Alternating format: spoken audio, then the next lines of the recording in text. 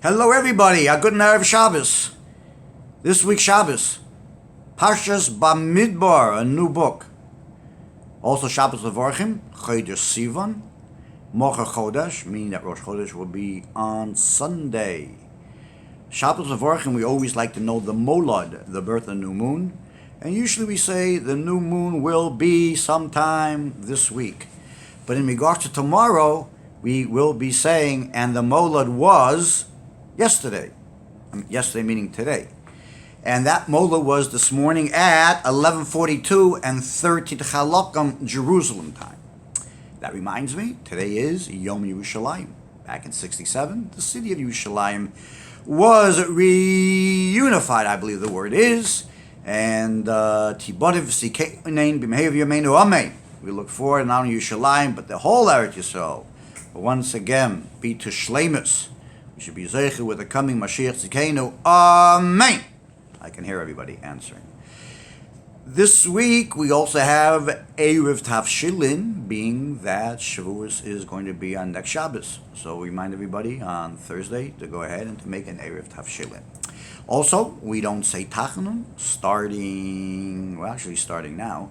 Obviously, Friday afternoon, Shabbos, you don't say Tachanun, and the first 12 days of Sivan, we also don't say Tachanun. So, everybody enjoy. Parshas Bamidbar in rabbinical terminology is also called Sefer Pikudim. English, they call it Numbers, the book of Numbers. I know Jews are good at numbers. They're also good at different types of books. But I think it's more about Sefer Pikudim, maybe the book of counting. Because the Seder begins with the counting of the Jewish people. And likewise, in Parshas Pinchas, in the same book, different Seder, we also talk about the counting of the Jewish people. But what is the significance of God counting the Jewish people? Yes, I know He loves us. He loves us. And when we love things, we count.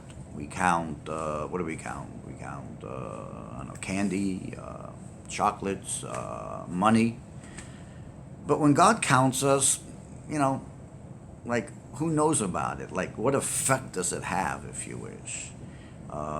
Is it metaphorically? What's it trying to bring out? So when you count, basically, you're taking away the individuality of individuals, because everybody is just a number, a one. You're one, you're one, you're one, you're one, you're one, you're one. I all add it all up, and what do you got? The total number that you have.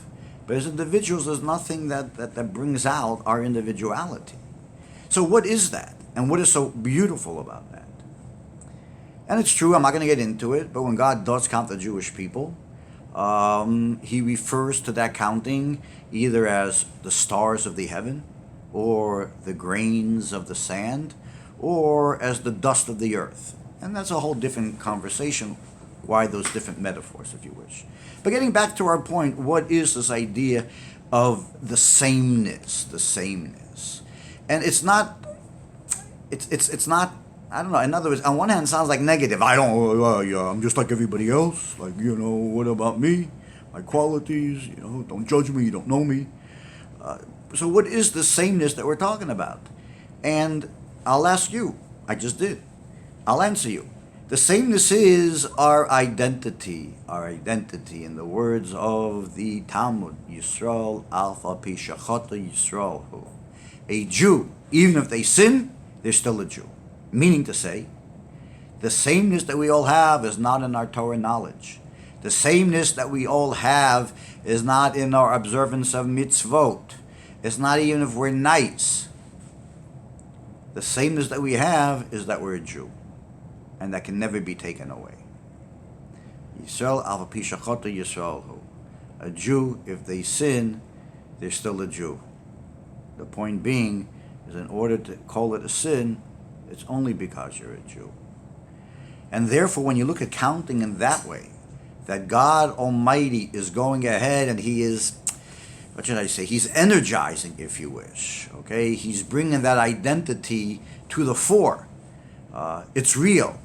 Okay, it's not just a philosophical idea, if you wish, but it's a real idea. It's implanted within the very souls of who we are, Chassidus called a nefesh elokis, a godly soul, that's essential. That's absolutely essential. You can't destroy that. It's not based upon us. Okay?